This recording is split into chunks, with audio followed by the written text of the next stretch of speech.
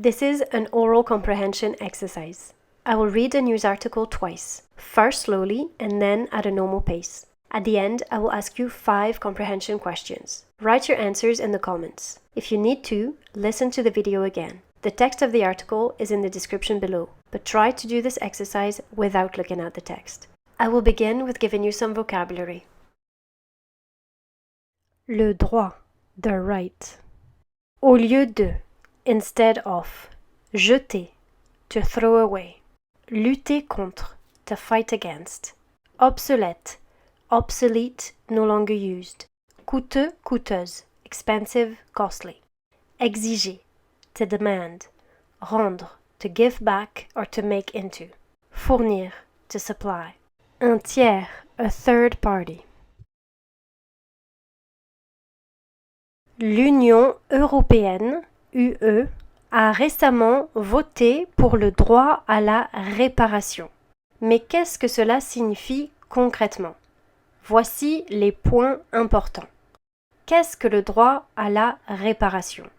Le droit à la réparation permet aux consommateurs de réparer leurs appareils électroniques comme les smartphones, les ordinateurs portables et les électroménagers au lieu de les jeter et d'en acheter de nouveaux.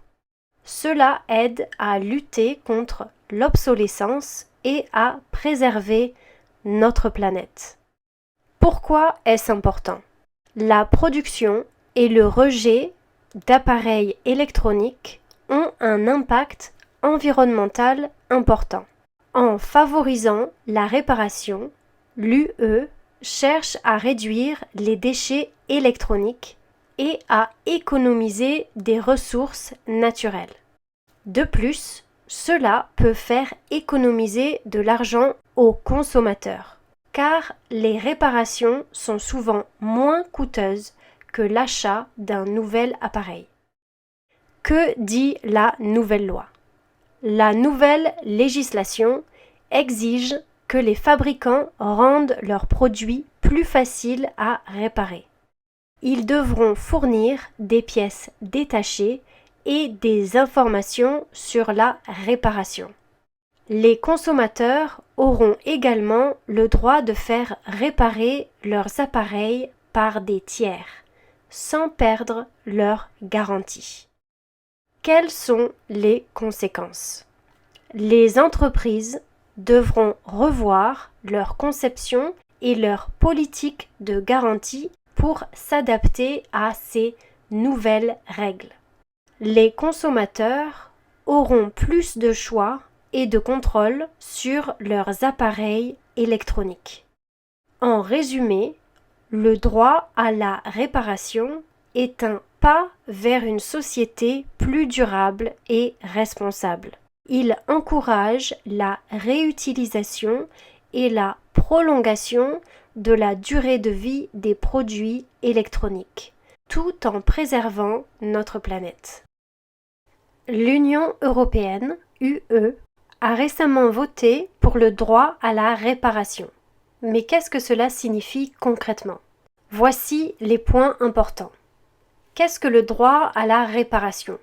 Le droit à la réparation permet aux consommateurs de réparer leurs appareils électroniques, comme les smartphones, les ordinateurs portables et les électroménagers, au lieu de les jeter et d'en acheter de nouveaux. Cela aide à lutter contre l'obsolescence et à préserver notre planète. Pourquoi est-ce important? La production et le rejet d'appareils électroniques ont un impact environnemental important. En favorisant la réparation, l'UE cherche à réduire les déchets électroniques et à économiser des ressources naturelles. De plus, cela peut faire économiser de l'argent aux consommateurs, car les réparations sont souvent moins coûteuses que l'achat d'un nouvel appareil. Que dit la nouvelle loi? La nouvelle législation exige que les fabricants rendent leurs produits plus faciles à réparer. Ils devront fournir des pièces détachées et des informations sur la réparation. Les consommateurs auront également le droit de faire réparer leurs appareils par des tiers sans perdre leur garantie. Quelles sont les conséquences? Les entreprises devront revoir leur conception et leur politique de garantie pour s'adapter à ces nouvelles règles. Les consommateurs auront plus de choix et de contrôle sur les appareils électroniques. En résumé, le droit à la réparation est un pas vers une société plus durable et responsable. Il encourage la réutilisation et la prolongation de la durée de vie des produits électroniques, tout en préservant notre planète.